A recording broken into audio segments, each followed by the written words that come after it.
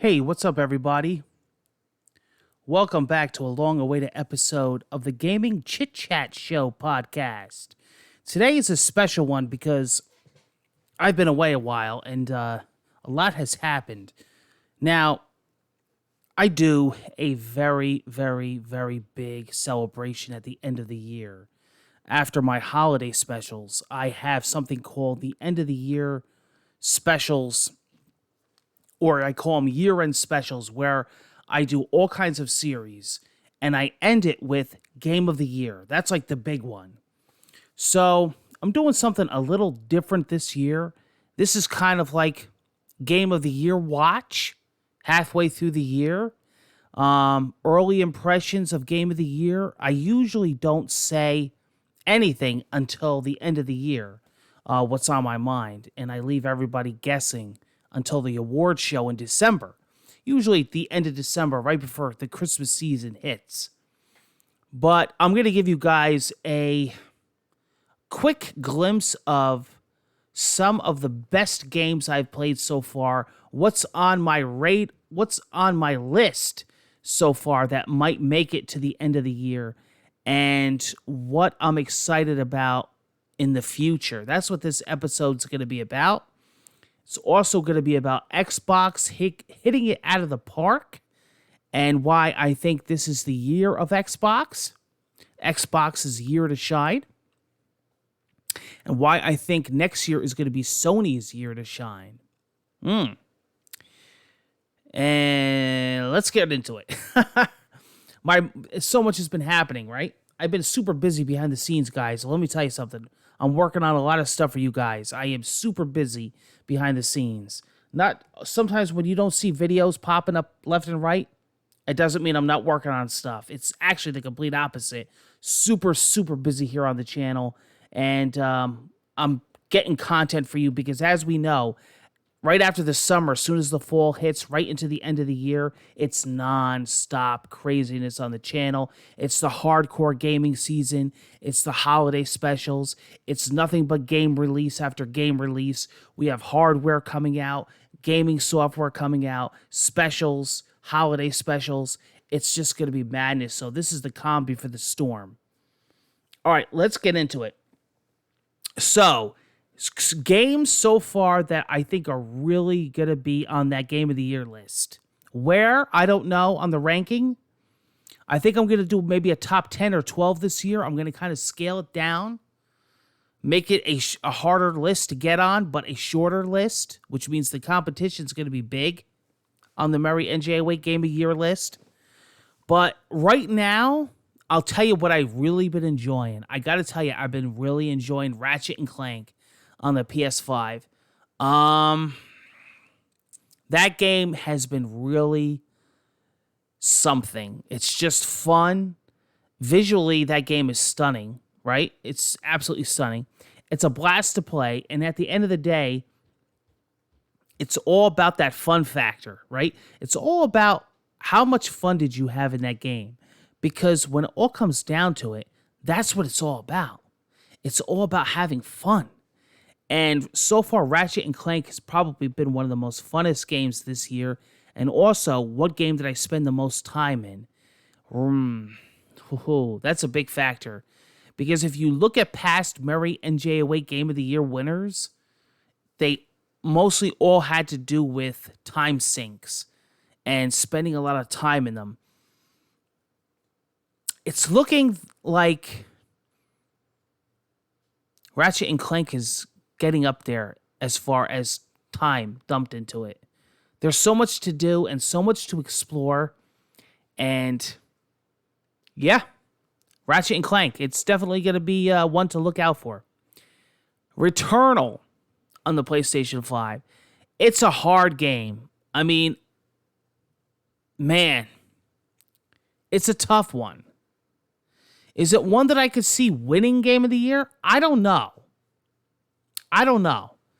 But it's definitely going to be on some form of a list. Best PlayStation games of the year. I don't know what list it'll be on in the award shows, but it's definitely going to be on something. We can't talk about the award shows without talking about Returnal. But it's definitely one to watch out for, and I could definitely see it being somebody's game of the year. Oh, without a doubt. Microsoft Flight Simulator. Now, here's the thing. This is a freak. Now, here's the thing. Yes, this game has been out before, but I'm going to include it because it's the first time on console. It's the first time on the Series X. This game, not a game.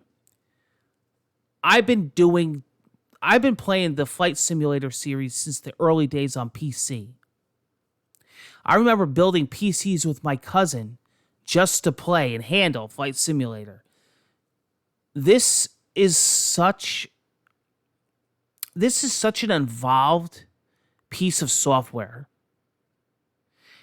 And to go unnoticed in the console space and to be able to get this in the hands of other players that normally wouldn't play it, that are on PC or don't have a PC that could handle this and that are on a console now, Flight Simulator is a huge deal.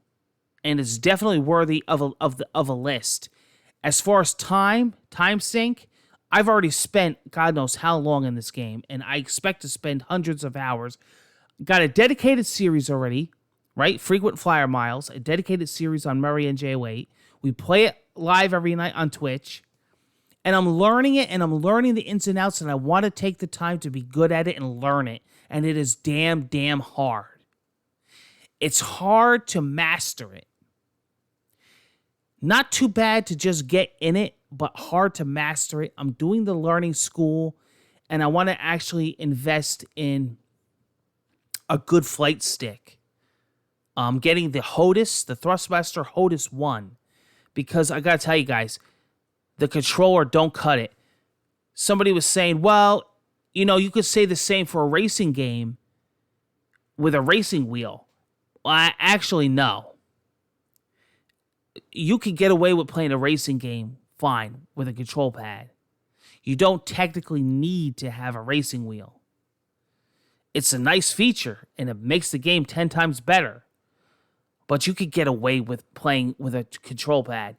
I don't think you could really say the same with Flight Simulator. It is so much better having that throttle and that flight stick.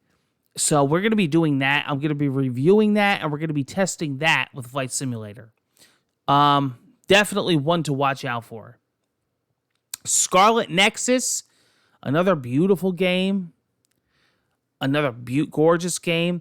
Bravely Default 2 on the Switch, another one to watch out for. Gorgeous game. I know a lot of people are having fun with Mario Golf. That's another brilliant game. Very fun game. I wrote notes down. Resident Evil Village. Resident Evil Village, been having a lot of fun with that. That game, I could definitely see that on a lot of people's Game of the Year list. So you definitely want to keep an eye on that one. That's definitely going to make the list. I'm sure. Hitman 3. Subnautica, just because I'm a huge fan of it. Subnautica Below Zero. Oh, here's the big one. I put Pokemon Snap on there because I just think it's a blast. I don't know if it's like Game of the Year material, but it definitely makes some form of a list. Maybe top Switch games.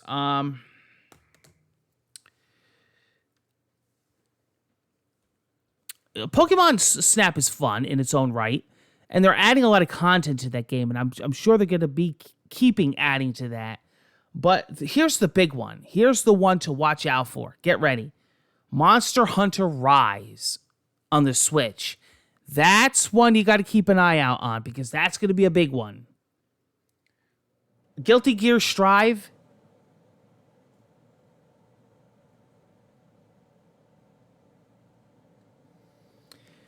And then really, you have the future of the rest of the year. You have Forza Horizon 5 coming out. You have Halo Infinite coming out. Assuming all these come out. You have Pokemon Brilliant and Shiny Diamond coming out. You have Metroid Dread coming out. Diablo 2 is a remaster. You have 12 Minutes coming out. You have Kenna, Bridge of Spirits coming out. You have Far Cry 6 coming out. Guardians of the Galaxy, Battlefield 2042, Deathloop. The Ascent is out. That's another good one that's out. Back for Blood. Crimson Desert, I don't know what's going on with that game. I got to look that up and see what's going on with that. So there's a lot coming out yet that could definitely be Game of the Year contenders. So I think it's going to be a good Game of the Year. It's definitely going to go down to the wire again, I think. Last year, Animal Crossing was just such a great game for the time being, for its time, and it worked out so well. And I'm still having a blast with that game. It's always another big question: who's going to take it? Is it going to be on a Nintendo console? Is it going to be a Series X, PS5? What system's going to win Game of the Year? Is it going to be cross-platform? Is it going to be exclusive? We don't know. I still don't know. This is something that I have to... sometimes I don't know until the end of the year when I do my show. Sometimes it's clear, cut, and dry, and sometimes it's not. So I just want to give you guys, games that I thought were worth mentioning. Now, Xbox. This is the year of Xbox. I truthfully believe this. And we are not console war people here. We are not fanboys here. I play every system. Every system. I play systems that people don't even know exist. And I could go deep into detail why I believe this. And I believe that this is the year of Xbox, and I believe that next year is going to be the year of PlayStation. Now, that doesn't mean Nintendo's not doing anything. That doesn't mean that Xbox isn't going to do anything next year. And that doesn't mean that PlayStation's not doing anything this year. I just believe that this is the year of Xbox, and next year is the year of PlayStation. We just had another PlayStation delay, right? They're now talking about Horizon Forbidden West coming out next year. But look at the future of PlayStation. Now, I know they used to say this all the time with Xbox. Well, now it seems like it's reversing. Now it seems like they're doing that a lot with PlayStation now. But we have Call of Duty. We have God of War. Oh, I'm so yawny today. I've been doing nothing but record today. Plus, I did a networking job. I installed a new modem. I've been doing a lot of unboxings, a lot of reviews. We have God of War Ragnarok coming next year. We have Horizon Forbidden West coming out next year. We have a lot of Sony exclusives. We have Sony exclusives that we don't even know about yet. I think that Sony is going to shine big time next year. I think they're going to get their act together with everything, and I think that you're going to start seeing a lot of PlayStation 5 next-gen titles come out next year. Gran Turismo 7. This year, it's all Xbox. We already got tons of Xbox games. We got 12 Minutes. We got The Ascent. We got Halo Infinite coming out. We got Forza Horizon 5. We got Game Pass is making a big boom this year. All the talk is Game Pass, Game Pass, Game Pass. Backwards compatibility. Xbox is making a big word, a big mark for themselves this year. They're getting a lot of buzz. And